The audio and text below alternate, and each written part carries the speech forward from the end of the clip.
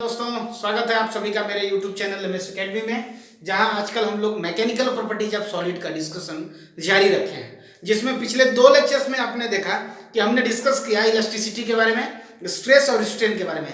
तो इलास्टिसिटी किसी भी सॉलिड की वो प्रॉपर्टी होती है जिससे ये अपने ओरिजिनल पोजिशन में रिट्रीव बैक करता है, कम बैक करता है, यदि हम डिफॉर्मिंग फोर्स जो अप्लाई किए थे जिसकी वजह से डिफॉर्मेशन हुआ उसको यदि हम हटा दे तो आपको उसके बाद हमने बताया था स्ट्रेस के बारे में। तो स्ट्रेस को आपने क्या सीखा? Stress is the amount of restoring force per unit area, और इसके डायमेंशन और यूनिट के बारे में भी डिस्कस हुआ।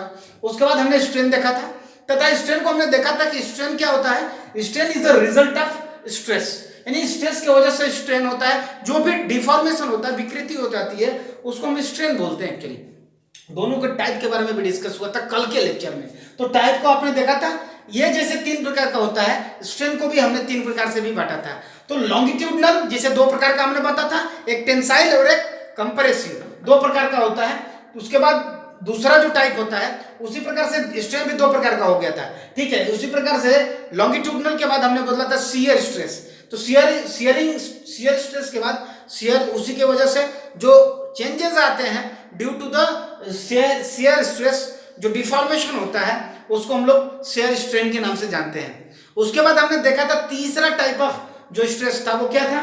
वो था आपका वॉल्यूमेट्रिक या वॉल्यूम जिसे बोलते हैं, वॉल्यूम स्ट्रेस। और होने वाले चेंजेस को हम वॉल्यूम स्ट्रेन बोलते हैं। कुछ लोग इसे हाइड्रोलिक स्ट्रेस के नाम से भी जानते हैं। अभी इस पे आप फोकस बिल्कुल मत करिए, इसको जानने से पहले हम लोग जानेंगे हुक्स लॉ। तो चलिए आज शुरू करेंगे हम लोग हुक्स लॉ और curve between stress and strain, और इसको समझेंगे। और आज का फोकस इतना ही रहा है, चाहे जितने मिनट में खत्म हो जाए आज की स्टोरी।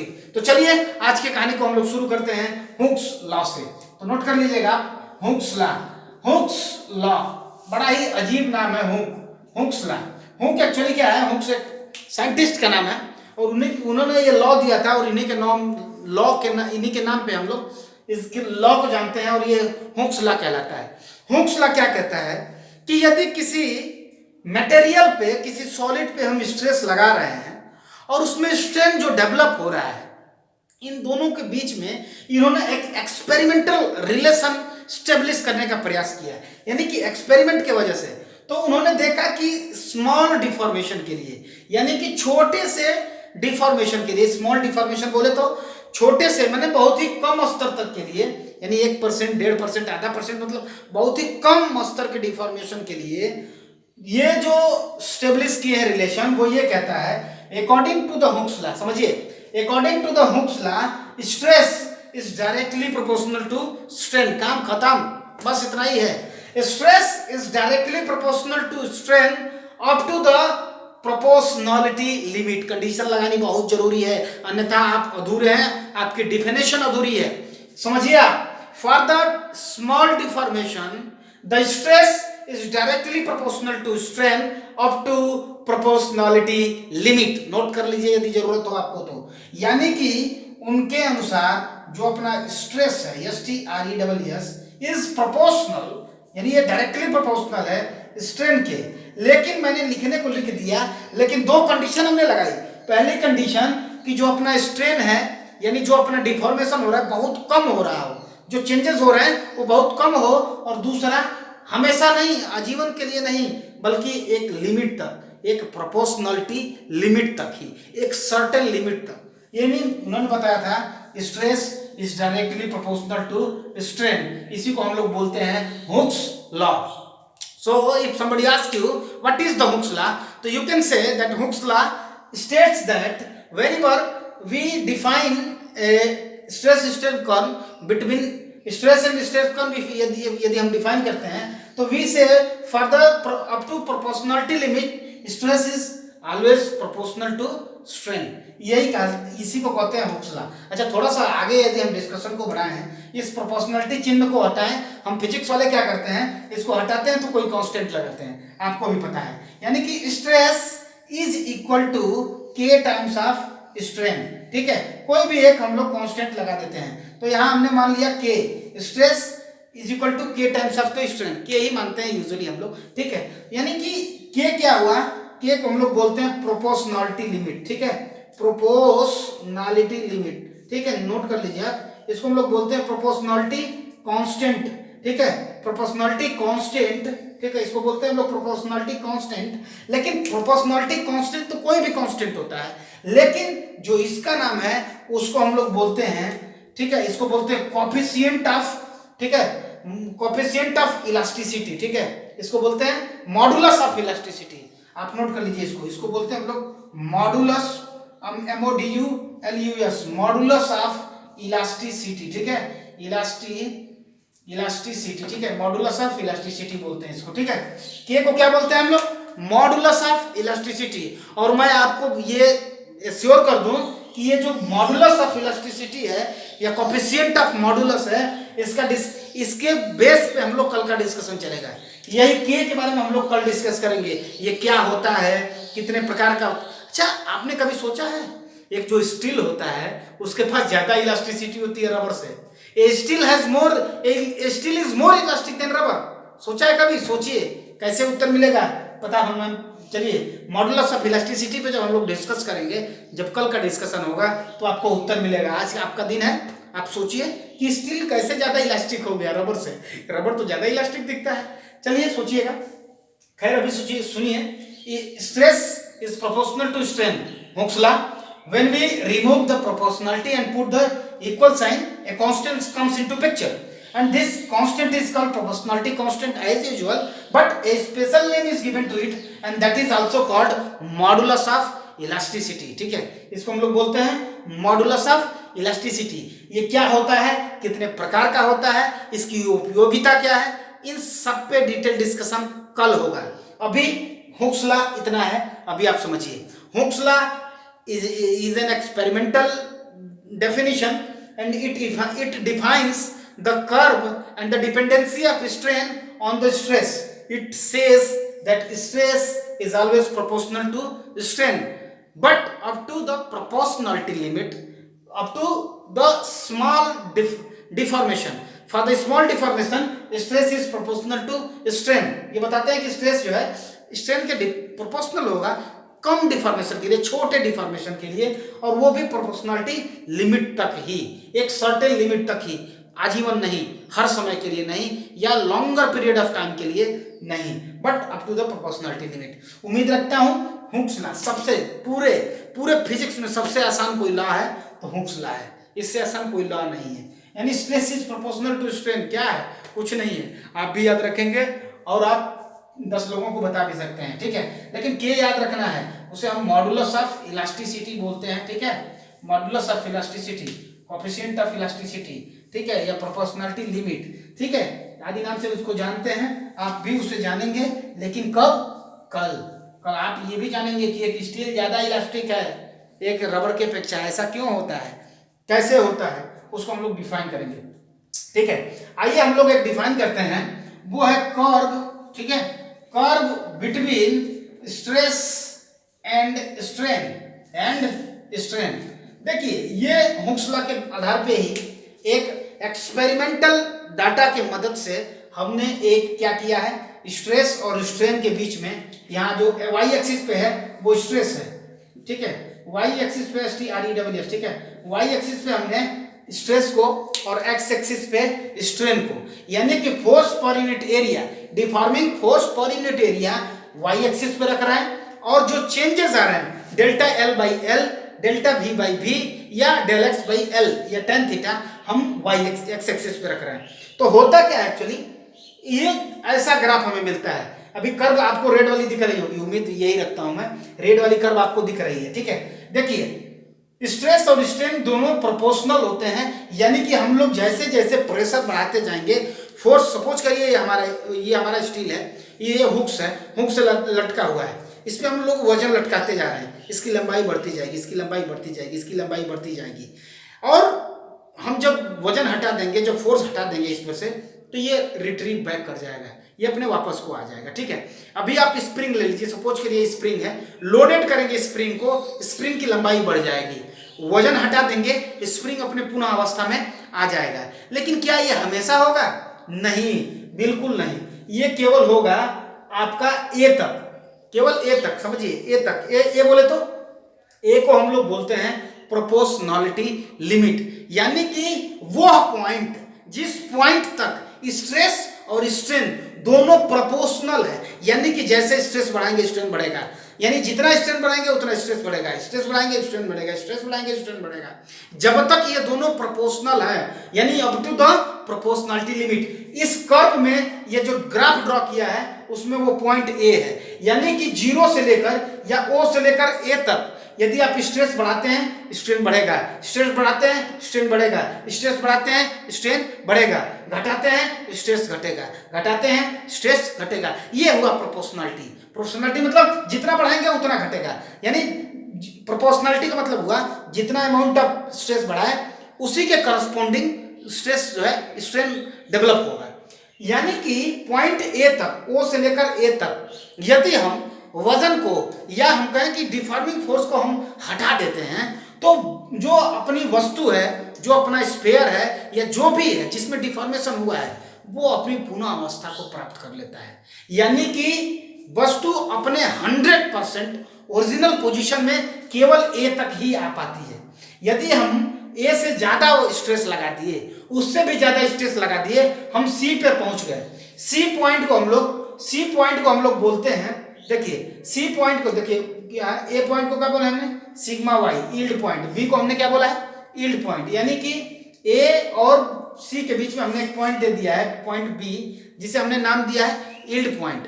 यील्ड पॉइंट क्या है, वह पॉइंट जिस पॉइंट, देखिए अंतर समझिए, पॉइंट A तक भी, देखिए पॉइंट A से भी वस्तु वापस आ जाएगी, पॉइंट A से आ जाएगी, पॉइंट B से भी वस्तु वापस आ जाएगी। देखिएगा बहुत जरूरी है समझना, A और B, यानी कि वस्तु अपनी पुनः अवस्था प्राप्त कर लेगी, A से भी प्राप्त कर लेगी और B से भी प्राप्त कर लेगी, लेकिन B से यदि आप ज्यादा स्ट्रेस लगा दिए वो वापस नहीं आ पाएगी।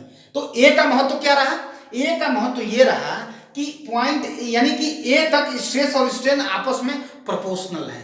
B का महत्व क्या रहा कि B से पहले वस्तु वापस आ जाएगी यदि हम डिफॉर्मिंग फोर्स अप्लाई करना बंद कर दें, हटा दें फोर्स को, यानी कि A का महत्व ये रहा कि स्ट्रेस एंड स्ट्रेन A तक प्रोपोर्शनल है। B का महत्व ये रहा कि यदि हम B के बाद थोड़ा सा भी स्ट्रेस और लगा दें तो वस्तु अपने 100% ओरिजिनल पोजीशन को रीगेन नहीं कर पाएगी।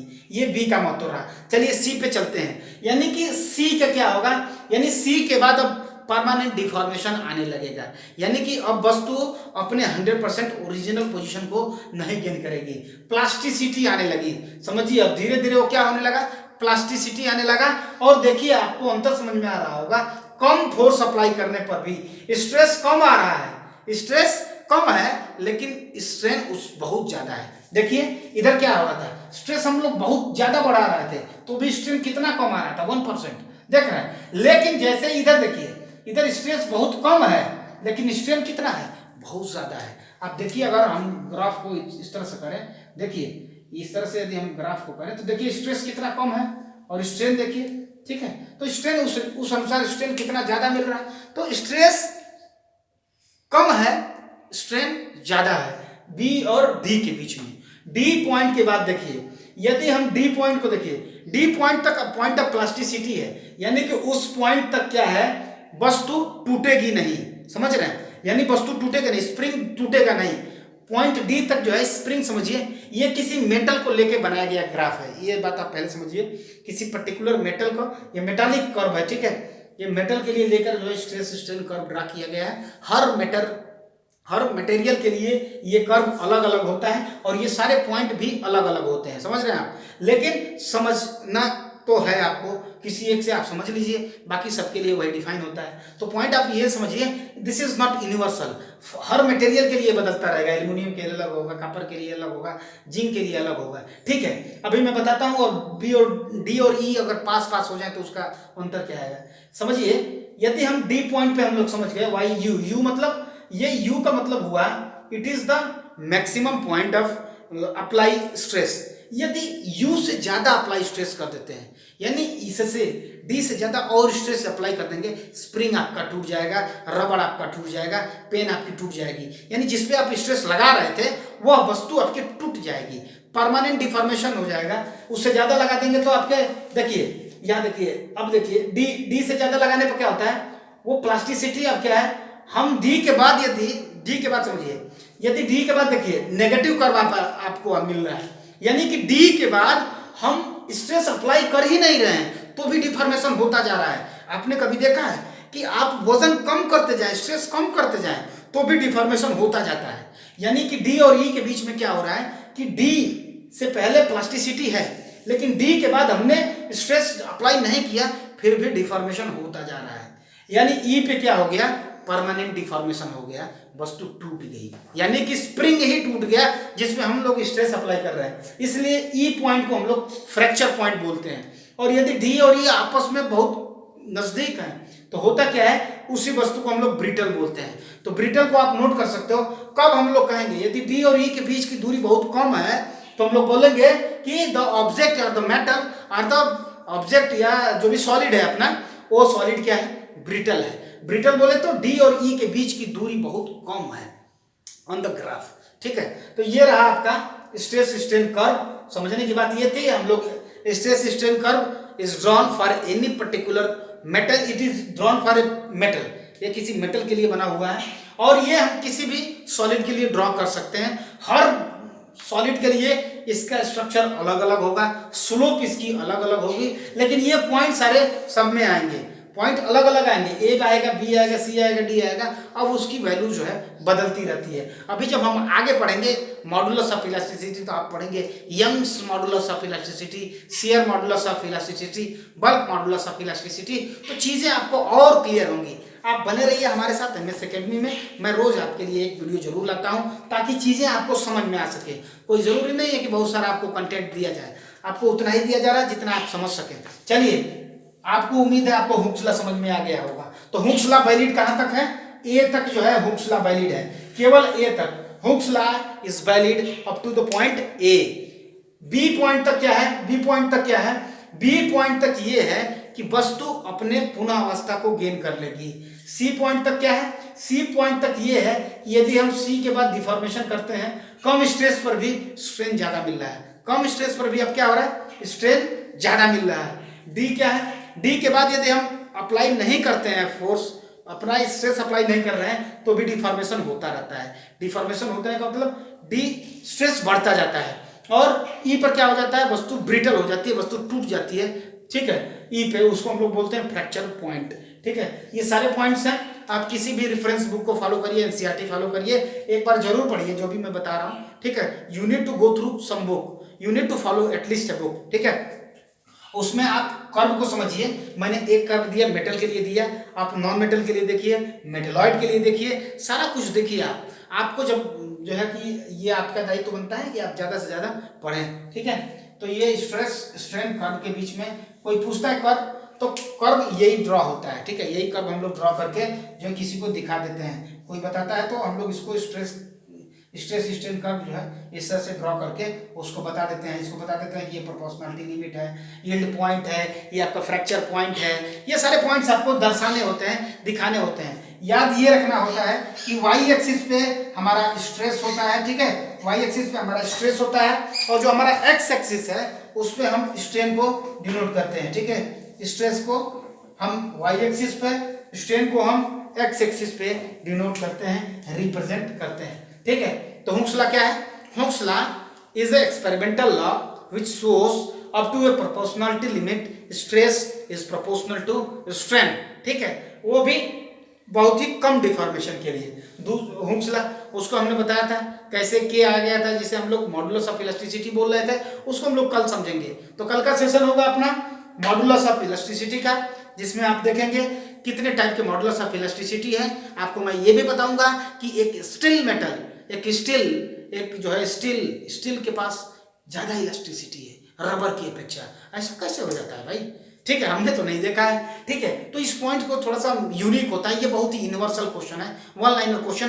कितने एग्जाम्स में पूछ चुका है मैं बता नहीं सकता आपसे, कि ये जरूर पूछता है ये वाला क्वेश्चन। ठीक है, कि which are the following has the, ये पॉइंट करके पूछता है कि ग्रेटर इलास्टिसिटी करके पूछ देता है आपसे। और स्टील ऑप्शन में रहता है, लोग रबर मार के चले जाते हैं, क्योंकि रबर तो हमने ज्यादा इलास्टिक देखा है ना, इसीलिए जो है कि। तो चलिए, उम्मीद रखता हूँ आज का भी सेशन आपको पसंद आया होगा। हुक्सला आप बिल्कुल समझ गए होंगे, आपको रटने की जरूरत नहीं है, कुछ भी समझिए चीजों को, क्या है कैसे है, ठीक है।